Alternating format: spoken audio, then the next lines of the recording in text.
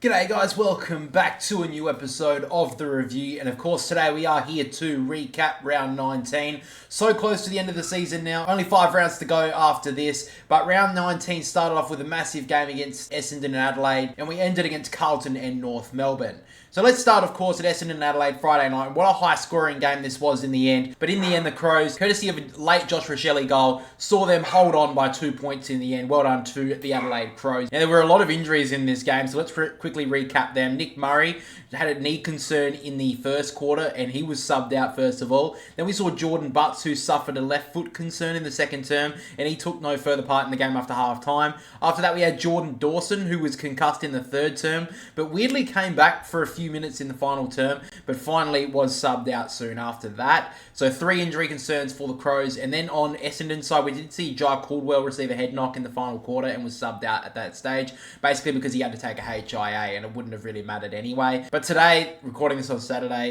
he actually passed the HIA, so he should play next week for Essendon.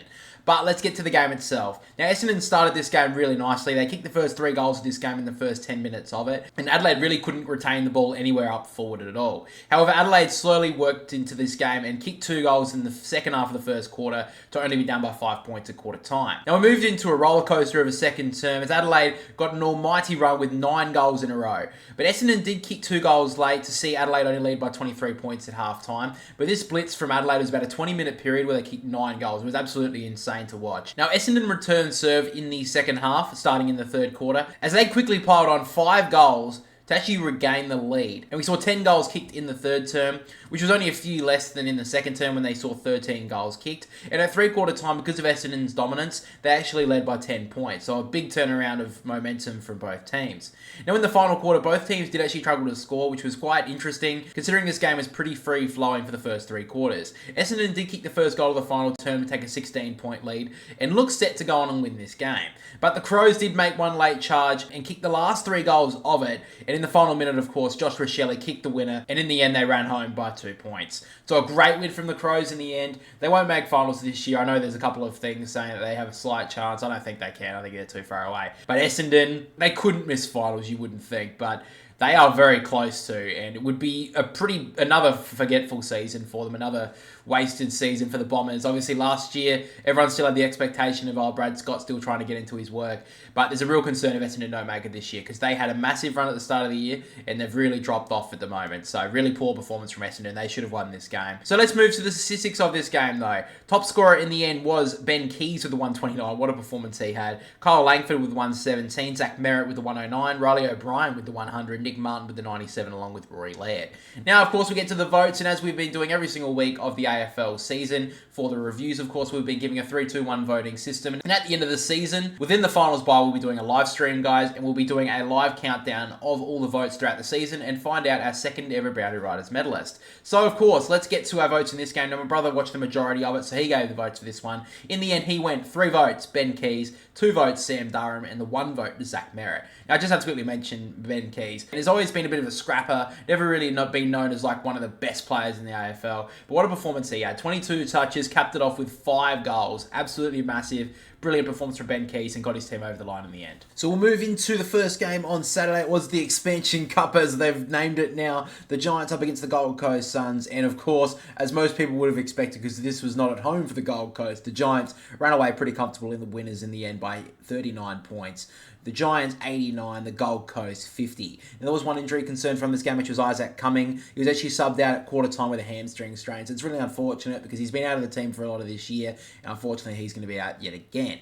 But let's get to the game itself. Both teams did trade goals early in this game, but the trend of the majority of the contest was shown as the team who kicked straight would be the better team in the end. And we saw the Giants at quarter time kicking 5 straight goals to the Gold Coast to kick 2 goals for, and missed a lot of their chances, which meant at a quarter time the Giants led by 14 points. Now, GWS did kick the first goal of the second term, but the Suns threatened to make their way back into this game, but again were woeful in front of goal. The Giants only kicked 2 goals, 5 in the quarter, and the Giants kicking 2 late goals saw the lead reached 16 points for GWS at half time. It was pretty quiet in the third term for both teams. After the Giants kicked the early 2 goals of it, we actually saw neither team kick a goal for the rest of the third term. Now, 3/4 time, the Giants did lead by 28 points, and in the final quarter, GWS kicked the first 2 goals of the final term, which really put any chance of the Gold Coast fighting back to bed. And in the end, the Giants ran out really comfortable winners by 39 points. So, really disappointing from the Gold Coast. I really didn't expect them going to win this game, but we saw a couple of weeks ago Damien Hardwick's be really angry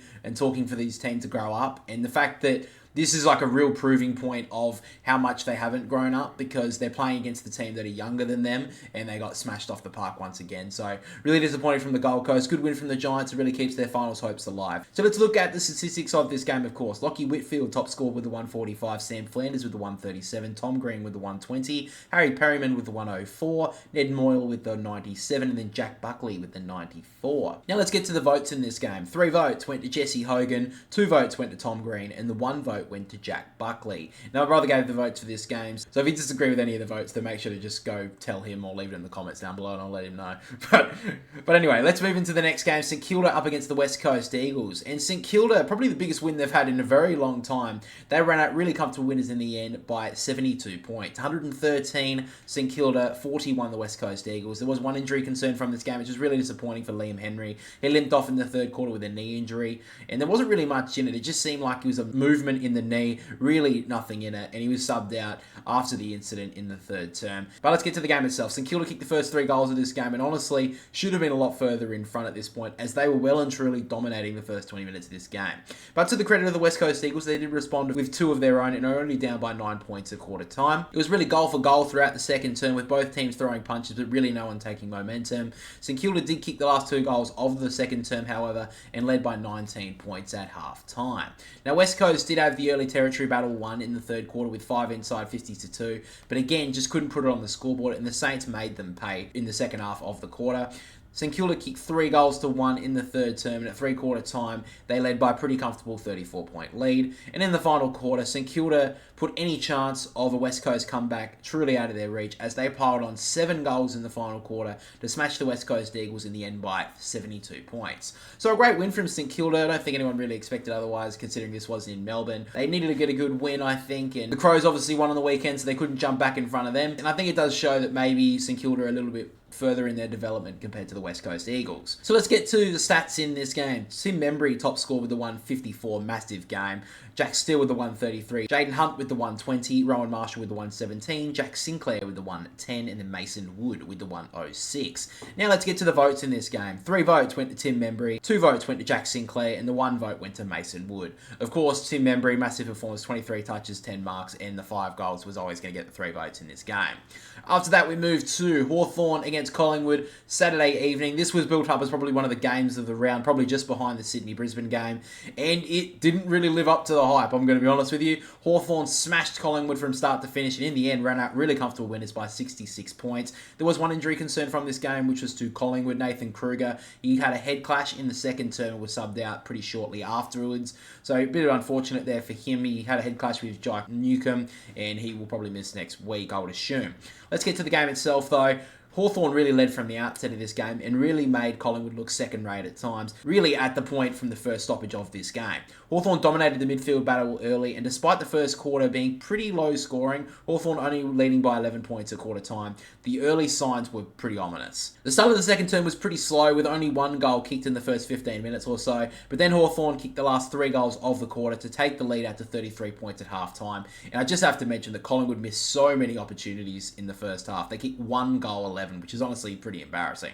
Now, Hawthorn continued to pile on the pain in the third quarter, as they would go and kick 4 more goals in a row and push the lead over 50 points. Collingwood did respond with 3 of the last 4 goals, and at 3/4 time were only down by 45 points. But this game was well and truly done. This ain't the Collingwood of last year, because in the final term, not only did Collingwood not fight their way back really at all, but Hawthorn really piled on the pain with kicking 8 goals in the final quarter to Collingwood's 5. A real mature performance from Hawthorn in the final quarter, and they ran out really comfortable winners in the end by 66 points. So Hawthorn, if they can make finals right now, I think they're a scary prospect, because I don't think they show any fear. A young team like this aren't going to show any fear going into finals, so they're a scary prospect. And Collingwood right now, this is a pretty failure of a season, I'm going to be honest. I know they've had a lot of injuries, but at the end of the day, they got smashed today. They got smashed by a younger midfield. They looked almost scared to tackle, scared to put on pressure, and in a wet weather game, this was a poor performance by Collingwood, so they really need to go back to the drawing board if they're even going to sneak into finals this year. But let's get to the stats in this game. Jack Ginnivan, top score with the 122. Connor Nash with the 112, along with Darcy Cameron. 111 to Massimo D'Ambrosio.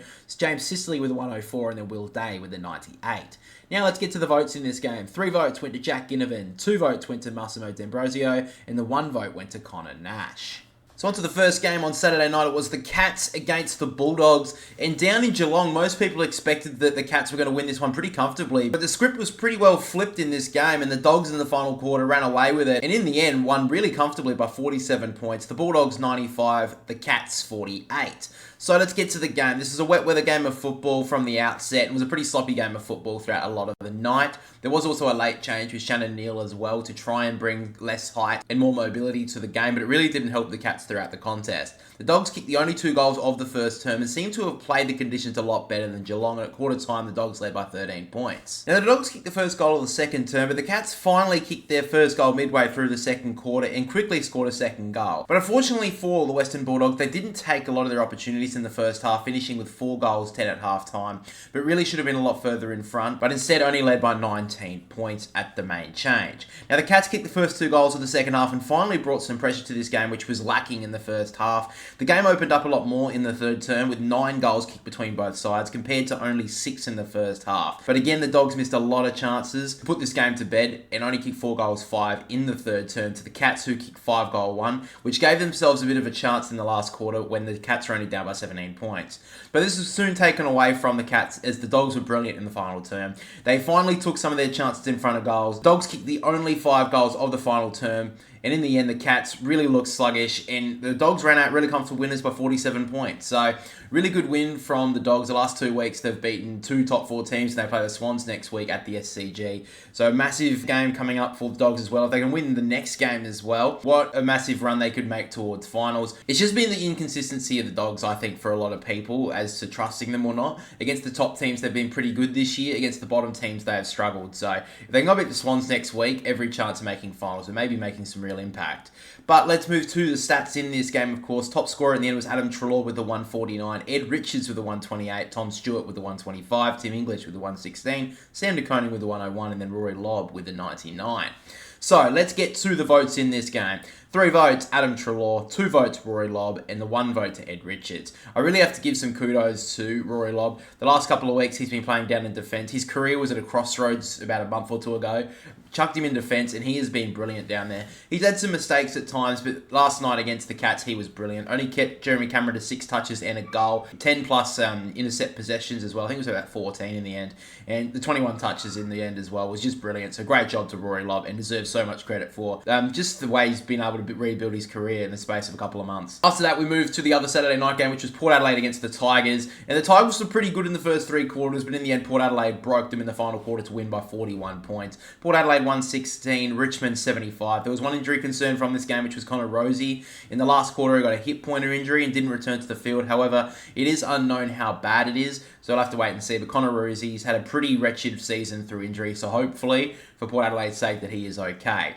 But to the game itself, another wet weather game of footy as both teams did trade goals early in this one. The Tigers, towards the latter parts of the first term, were actually winning the territory battle, but at quarter time, Port Adelaide still led by the 5 points. Richmond kicked the first 2 goals of the second term to take the lead, but Port Adelaide midway through the quarter missed some chances to take a more substantial lead at half time and only led by 8 points at the main break. Now, Port Adelaide kicked 3 of the first 4 goals in the early stages of the third term, and it looked like at that stage that the Power were actually going to break the Tigers. But to the credit of Richmond, they really kept in touch to Port Adelaide, with the scores being level midway through the third term. But we did see 5 goals being traded between both teams late in the third quarter, and Port Adelaide led by 10 points at 3-quarter time. But finally, Port Adelaide would break the Tigers in the final term, not only keeping the Tigers goalless, but also kick 4 goals just to break the game open in the final term and take the game away from the Tigers. Now, Port Adelaide could have actually really stretched this margin a lot bigger in the final quarter, as the final margin was 41 points. But they did kick 4 goals, 8 in the final quarter, and finished with 16 goals, 20. But Richmond did really well to keep in touch with Port Adelaide for 3 quarters, but in the end, Port Adelaide were good enough to break away. Now, I think that Port Adelaide have had some struggles this year. against top teams. Now, Port Adelaide have had struggles against top teams this year, so I think they're always going to beat Richmond, obviously being the bottom team on the ladder. So, good win from Port, but they've got to do it against the top teams. That's really what I've got to say about that in this game. But let's move to the statistics of it, of course. Daniel Rioli top scored with the 112. I think he was on 91 at half-time, so kind of dropped off in the latter parts of the game, but still did really well. Jace Burgoyne with the 107 along with Ollie Wines. Charlie Dixon with the 104. Logan Evans with the 101. And then Connor Rosie with the 100. Now let's get to the votes in this game. And of course, my brother did give the votes for this one as I was watching the other game. But he has gone with 3 votes, Ollie Wines, 2 votes, Dan Houston, 1 vote. So to the first game on Sunday, guys, it is the Brisbane Lions up against the Sydney Swans. And this game was set up to be the game of the year. And it lived up to every single expectation. There were lead changes throughout the whole game. Both teams were fighting hard. It felt like a finals atmosphere. And in the end, the Brisbane Lions at home were able to hold on by 2 points. Massive win for them. They finished on 79. The Swans on 77. A couple of injury concerns from this game, all on the Swan side, so let's take a look at them quickly. Dane Rampy, who came off early in the second term with a calf strain, he was subbed out just before half-time, which is really concerning for them because he has been the leader down back all year and obviously for the last, 5, 6, 7 years of his career.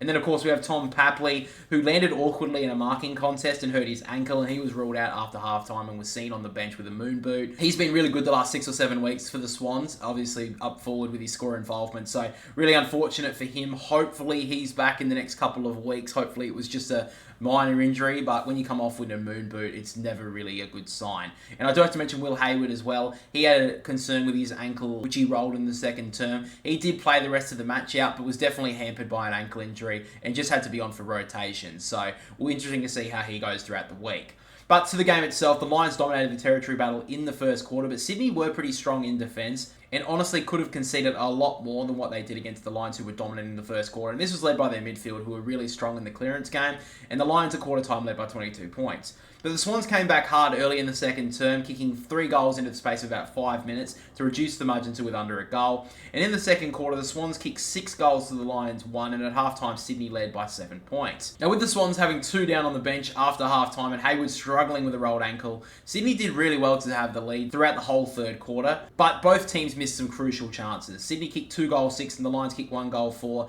in the third quarter. So the Swans did hold a 15-point lead, but really could have put this game away in that third term. But the Lions came really hard in the final quarter, as you would have expected. Brisbane kicked 2 quick goals to reduce the margin to under 2 points, early stages of the fourth term, and soon after were able to take the lead through a series of behinds. Now, the Swans looked out of sorts and were really fatiguing, but to the credit of the Sydney Swans, they fought out this game really hard, as both teams were trading goals. Until we saw Callum Archie jam the goal home from just inside the forward 50 late in the game, which gave the Lions the lead. And in the end, the Lions were able to hold on in the final moment to secure a massive 2-point win. So a great performance from the Brisbane Lions. They deserve so much credit for turning their season around in the space of 8 or 9 weeks. They did really, really well. You've got to give credit to everyone at the football club. And this was a massive win. If you're a team right now and you have to face Brisbane at a home final, you would be scared shitless. I think I'd be more scared of playing the Lions at home than the Swans. And Brisbane looked amazing today. Their defence held up. I did say it in the tips that if Brisbane's defence holds up better than the Swans' attack pushes forward,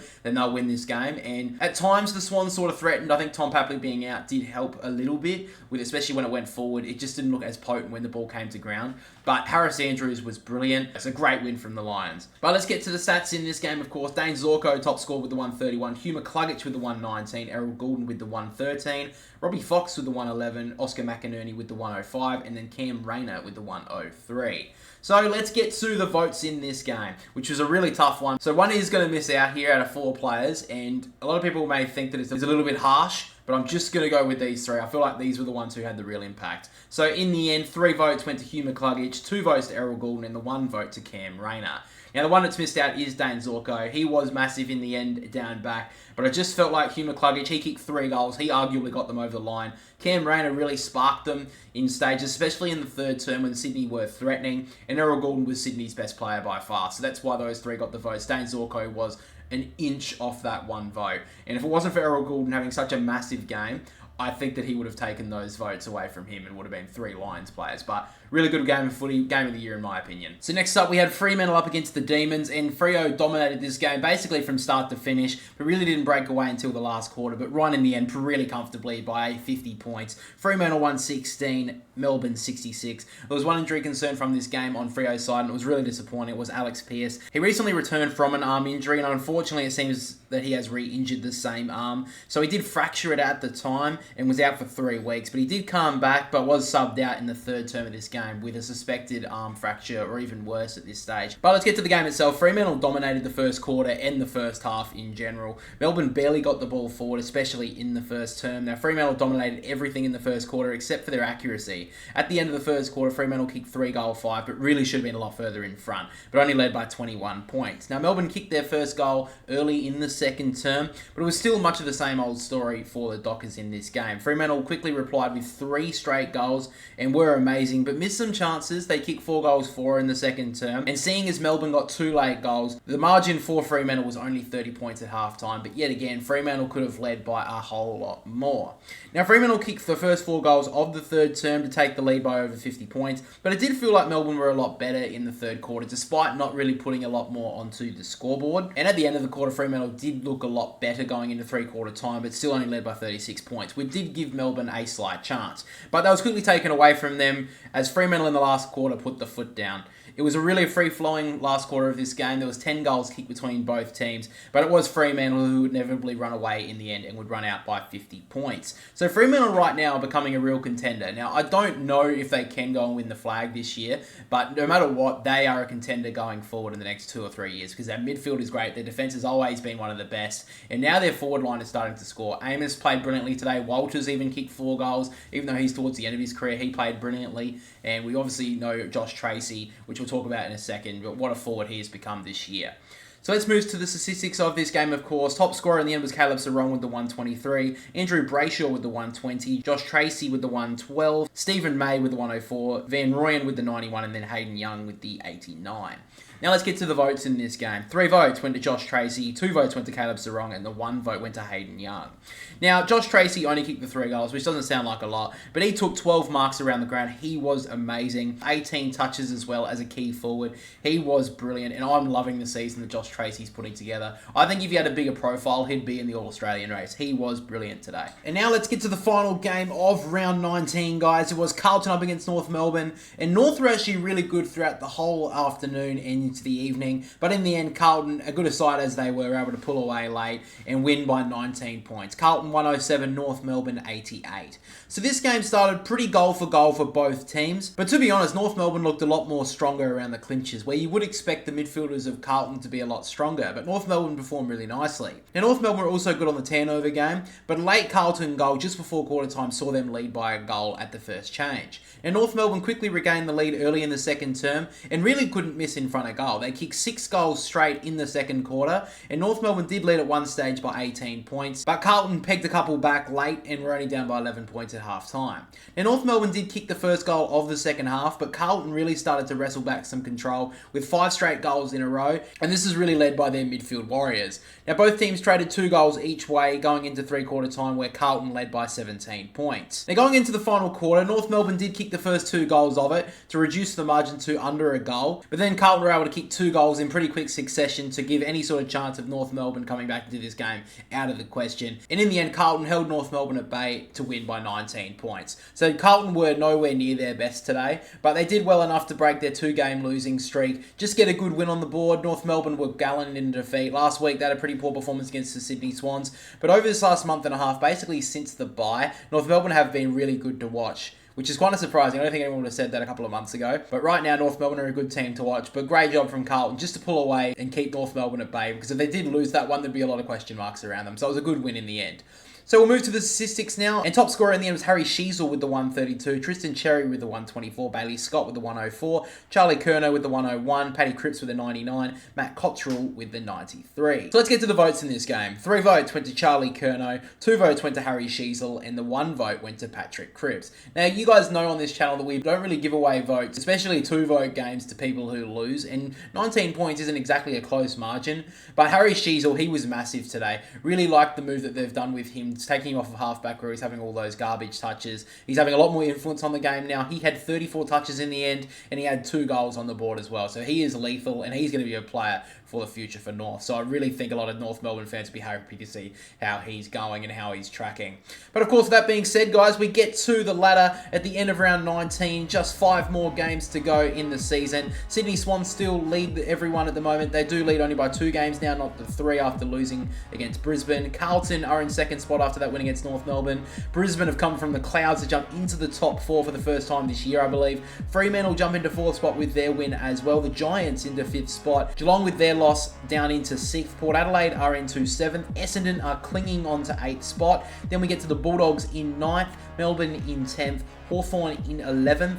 Gold Coast in 12th, Collingwood in 13th, and those 2 teams, the Gold Coast and Collingwood, are right on the cusp now of being eliminated from the finals. Only 6 points adrift, but it's going to be really hard to see them both getting into there now. So the Crows, they're in 14th, St Kilda 15th, West Coast 16th, North Melbourne 17th, and still stuck down the bottom for the last month or so is Richmond, rock bottom of the ladder. But guys, that is all for the review for round 19. Thank you for listening. Thank you for watching. If you have watched this on YouTube, make sure to like and subscribe to the channel. Also, chuck on the notification bell. My brother reminded me last night on the stream to tell people to do that. And we've also got a new video essay coming out tomorrow. This is about AFL umpiring. So it's a video that I've been working on over the last couple of weeks. So I do hope you guys enjoy it. That will be out 3 p.m. Melbourne time or 2:30 South Australian time, or just look it up yourselves. I'm sure you can find it.